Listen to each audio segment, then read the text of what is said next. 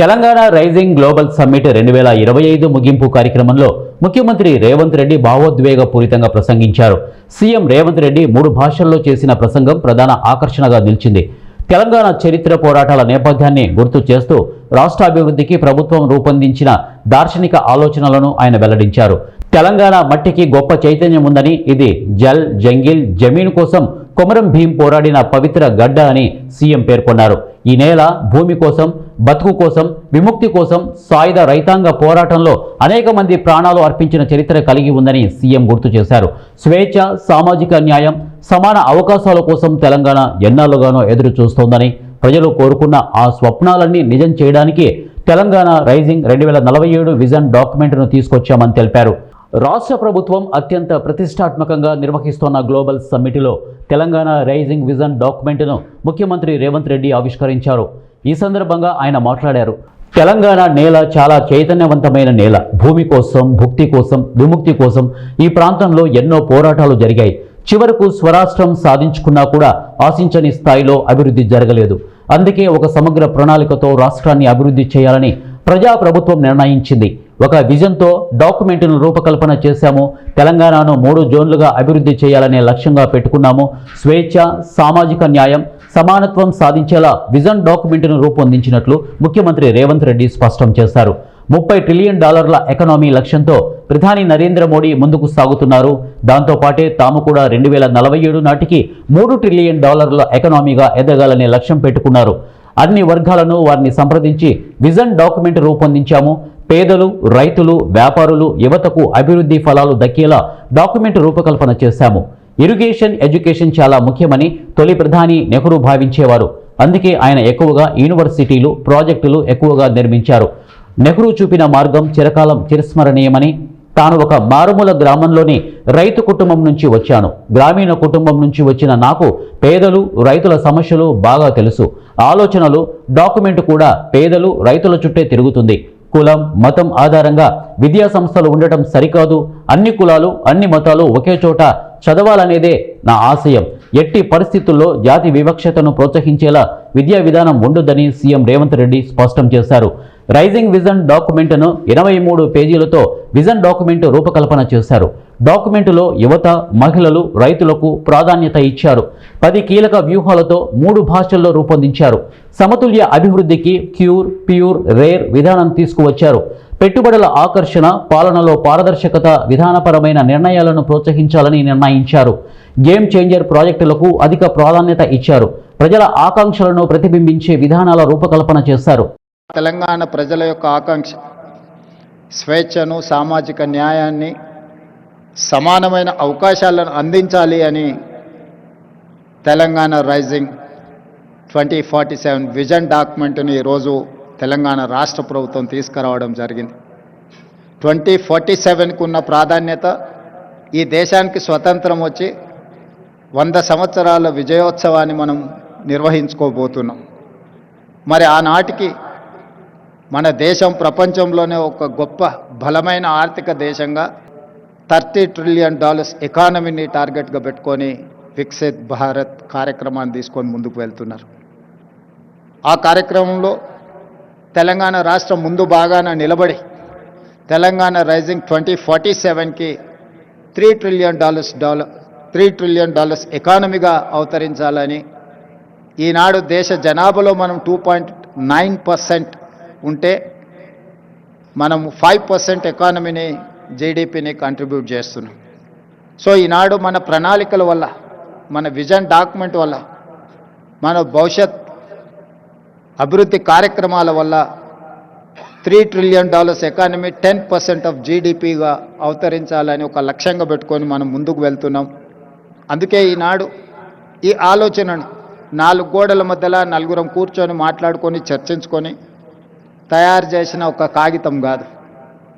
ఇది 4 కోట్ల ప్రజల మధ్యలో చర్చించి ఈ ప్రాంతంతో సంబంధం ఉన్న ప్రపంచంలో రాణించిన వాళ్ళను అందరినీ ఇందులో భాగస్వాములను చేసి, ఇందులో మేధావులను, లేకపోతే కొద్దిమంది పరిమితమైన ఆర్థిక నిపుణులనే కాకుండా సామాన్యమైన ప్రజల్ని, రైతులని, మహిళల్ని, విద్యార్థులను కూడా భాగస్వాములను చేసి ఈరోజు ప్రజలకు ఈ పాలసీ డాక్యుమెంట్ను అంకితం చేయదలుచుకున్నాం.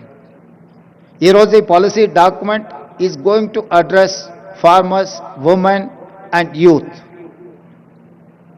మొట్టమొదటి ప్రధానమంత్రి పండిత్ జవహర్లాల్ నెహ్రూ గారు ప్రధానమంత్రి బాధ్యత తీసుకోవడానికి ముందు మహాత్మా గాంధీ గారిని కలిసి మీరేమైనా సలహా ఇవ్వగలరా, నాకు ప్రధానమంత్రిగా బాధ్యతలు చేపడుతున్నా అన్నప్పుడు మహాత్మా గాంధీ గారు ఒక సూచన చేశారు.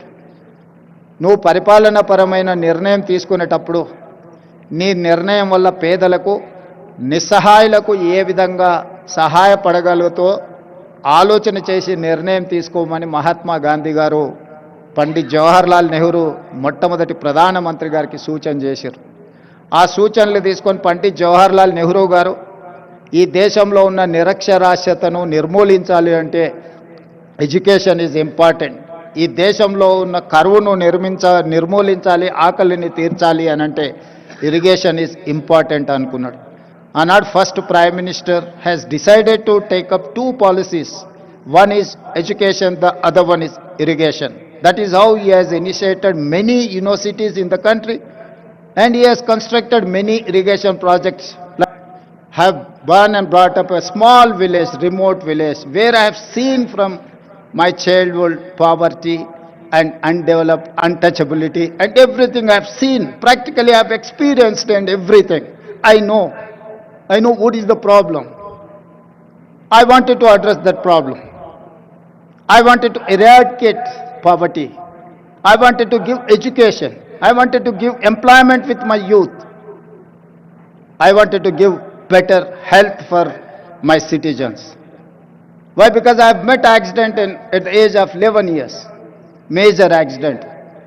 My parents have taken me into Usmania Hospital in Hyderabad while I was living in remote village. That time government has, Nizam has started that Usmania Hospital. That is how they treated. Today, people are facing lot of problems. Well, we have got freedom. That time, lifespan was 32 years. In 1947, Indian average lifespan was 32 years.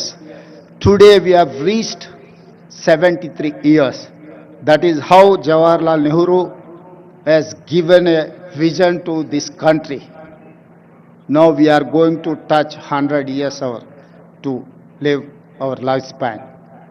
For that, have to make policies. Have to make sure, have to deliver to poorest of the poor, remote villages, Tandas, Gudam, or any other remote place in Telangana. Anand ji, मैं एक किसान का लड़का हूँ, किसान परिवार से आया मैं. मुझे गरीब, कुछ लोगों के लिए, कुछ नेता लोगों के लिए गरीबी एक एक्सकर्शन है. गरीबी देखना है तो हैदराबाद से मर्सिडीज बेंज में छोटे गांव में देखे गरीब लोग कैसे रहते हैं, उन लोग देखने के लिए कोशिश करते. मगर मेरे लिए गरीबी ऐसा नहीं है. जहां पर गरीब लोग रहते, जहां पर जाति विवक्षा है, लोगों को अनटचेबिलिटी है, मंदिर में जिसको नहीं आने देता है, उस ऐसे छोटे गांव से मैं आया. हर चीज मुझे पता है. गरीब कैसे सोचते, एजुकेटेड अनएम्प्लॉयड यूथ क्या चाहता है, सब कुछ मुझे पता है. क्योंकि I have studied in government school, I have not studied in corporate school, I have not studied in English medium, I have studied in government school, I have studied in Telugu medium. I know each and every problem in my remote villages, where Adivasis, where Dalits are living, where minorities are there. I have personal connectivity with caste differences, जाति विवक्षा. सरकार इतने साल से कोई भी सरकार आप देखो, SC हॉस्टल अलग है, ST हॉस्टल अलग है, OBC हॉस्टल अलग है, माइनॉरिटी हॉस्टल अलग है. जहां पर आप जाति विवक्षा छोड़ना चाहते हैं, मगर वहीं पर सरकार पैसों से आप अलग अलग वर्टिकल्स बना रहे. इसीलिए मैं मुख्यमंत्री बनते ये कह दिया कि हमारे डिप्टी चीफ मिनिस्टर से, भाई ये हमारे समस्या को हल नहीं करने वाला है, इसीलिए वो पूरा छोड़ दो. We have to create a place where SC, ST, BC, minority, all other upper caste people can study in one place. That is how we have conceived Young India integrated residential schools. Have given 100 schools.